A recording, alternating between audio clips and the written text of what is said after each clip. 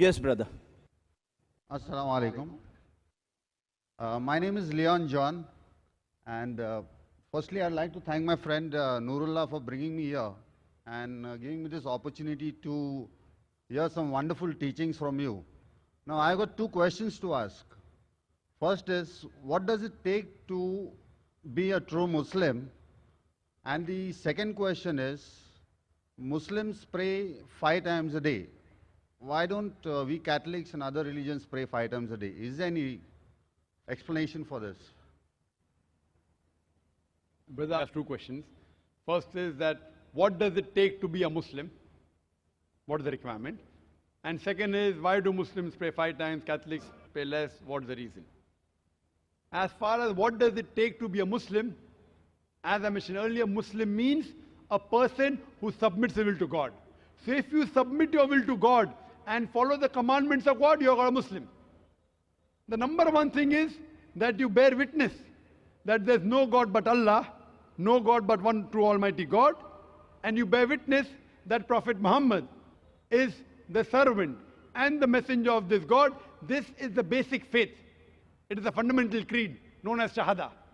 So once you say this, you enter into the basic fundamental creed. And to be a good Muslim, you should submit your will to Almighty God. So if you follow the commandments given by Almighty God in the Quran and the teachings of the Prophet Muhammad, peace be upon him, in the authentic hadith, then you'll be a good practicing Muslim. As far as the second question is concerned, why do Muslims pray 5 times and we Christians, we pray less? The reason is, we Muslims, Salah is a sort of programming towards righteousness. See, normally people, they say pray.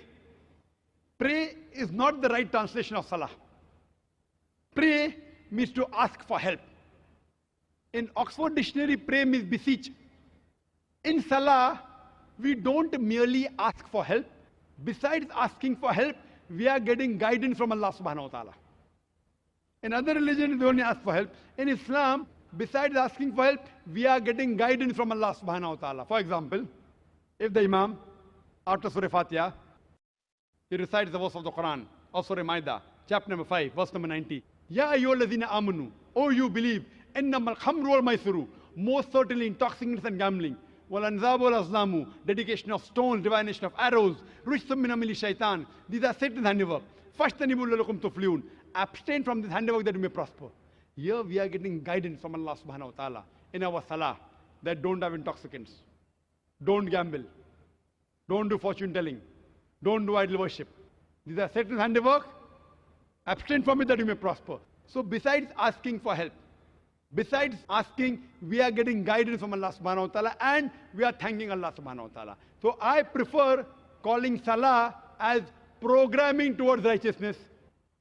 And if we analyze today, the amount of evil we see around us, you know, bad things happening, evil thing, obscenity, cheating, there are high chances that we can get deprogrammed. How a doctor tells you, for a healthy body, 3 meals a day. So our Creator, Almighty God, knows that we have to be programmed 5 times a day so that we will be on the straight track.